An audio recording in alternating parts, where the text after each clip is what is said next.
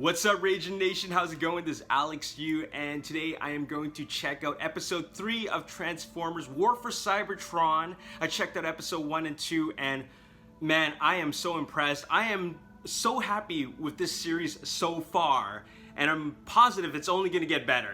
And you know, like I said before in my previous episode, I could just binge watch the whole thing if I really wanted to, but I'm just going to do 2 episodes a day. That way I have something to look forward to for the entire weekend, right? If I just watched everything on Friday then or Thursday when it first came out, then, you know, what am I going to do Friday, Saturday, Sunday, right? So let's just do 2 episodes for today. Maybe I'll do them all. I don't know if I get really hooked. Anyways, let's just check out episode 3. I'm going to give you my thoughts right after. Just finished watching the 3rd episode, and another great episode. First thing I want to mention is that the first episode was like a teaser. It just felt really nostalgic. We didn't know what to expect, and a lot of fans were like, wow, this is awesome. And it was just a great intro to this wonderful series. And the second one was more hard-hitting. It got a huge explosive action, so that was really awesome because a lot of fans were thinking, well, the first episode is awesome, how can they top that? And that's by giving us some really great action, right? Now the third one, this episode that I'm about to review, is more story driven, and I'm glad they decided to do that because this one provides more exposition and also gives us more history, more backstory, more I guess a background story with a handful of characters and what they're all about and their motives and how they feel about the war, which is really interesting. It's not something we see before. A lot of the concepts that are introduced in these first 3 episodes is like nothing we've ever seen in G1. So it's definitely, like I said before, is more mature. It's more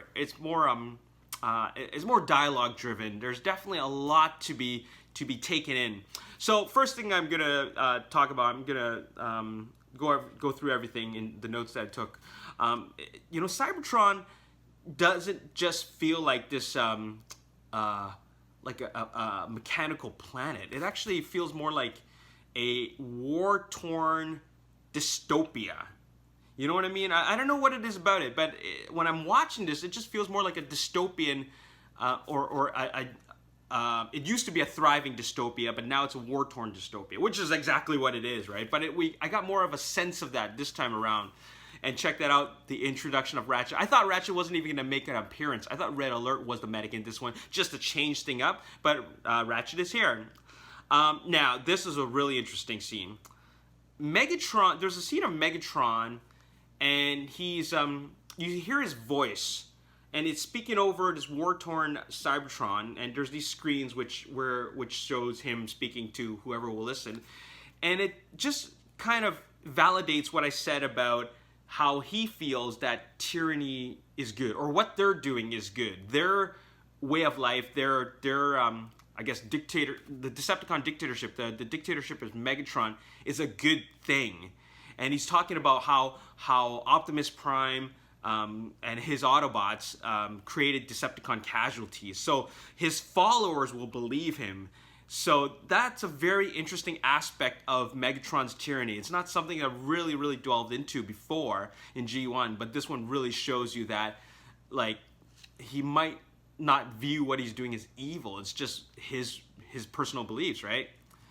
And now I want to talk about, there are actually a lot of Seekers in this, just like it was in G1.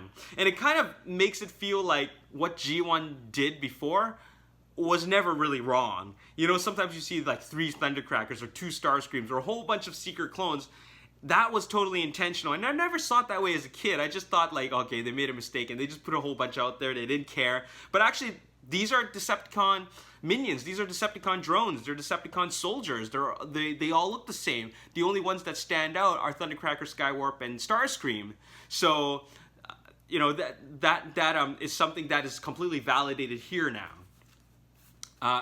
They mentioned the space bridge. So the Ark is not the only mode of travel, interplanetary travel. The space bridge has been mentioned, and that's really cool because now we're seeing kind of like, not necessarily the origins of the space bridge because all they needed to do was repair it, but it shows you that this is something that does exist, and it's always existed, but now they're bringing it out. It's not something that it's like Shockwave just suddenly has it in G1. Now it's something that existed. It was like factionless. It belonged to nobody, as far as I know.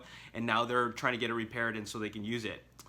Now Megatron is a fearful leader, like a fear-mongering leader, because before it's always like Megatron threatening Starscream, or at least having this power struggle with Starscream. Megatron pointing his cannon at Starscream and blowing him up, which we've seen in the movie. But you see that scene where Megatron is threatening Shockwave, and not only is it pointing at him, he's charging up his cannon. So that was pretty surprising to see, which was a really cool aspect of his leadership, or his his fear-mongering leadership, he creates fear. He incites fear within his followers, and that's how they follow him. So very, very cool. Mirage using his holograms, wasn't that awesome? I mean, obviously we knew that was Mirage, not as a Decepticon, but being disguised as a Decepticon. Then he creates multiples himself to fight in the battle. So that's really cool that like these Autobots are using their skills. Ratchet repairing Autobots or all Cybertronians, not just Autobots, but also all Cybertronians like Decepticons, like Impactor, who I thought was dead. So it's Impactor. Before I didn't know who he was because I've never seen him before. But yeah, it's Impactor.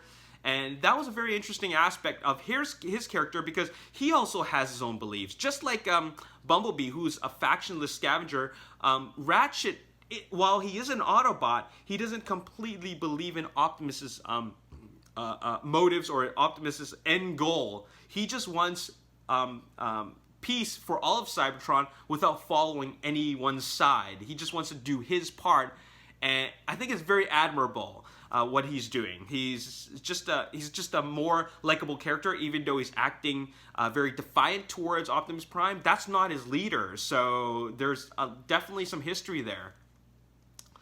Now, what I said about exposition is that there's a lot of characterization and exposition with the story, and we learn more about the war for Cybertron, such as Impactor explaining his fate as a Decepticon, or like how he became a Decepticon, or how, not necessarily Decepticon, but how he followed Megatron's lead. Like he's telling his side of the story, as opposed to the Decepticons would just see it as Megatron's side. Now he's seeing his side. Now we're seeing his side.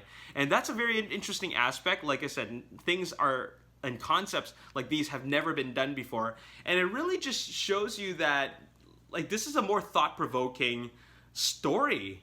It's not just pure entertainment, like we're just watching things, Autobots, Decepticons kill each other. It's not like that, and things transforming. There's a lot of like depth to this. I'm really surprised. Like for example, now this is a nice little touch. Shockwave sending shocks through Ultra Magnus's bodies. Like he's literally sending shockwaves through Ultra Magnus's body, torturing him. That's really interesting. And finally, we see the beginning of Jetfire's betrayal. He's starting to think for himself.